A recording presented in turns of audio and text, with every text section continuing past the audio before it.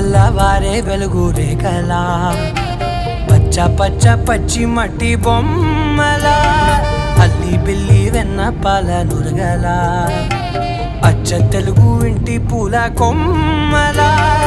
దేవదేవుడే పంపగ ఇలా దేవతే మా ఇంట అడుగే పెట్టెనంట బ్రహ్మ కళ్ళలో కాంతులే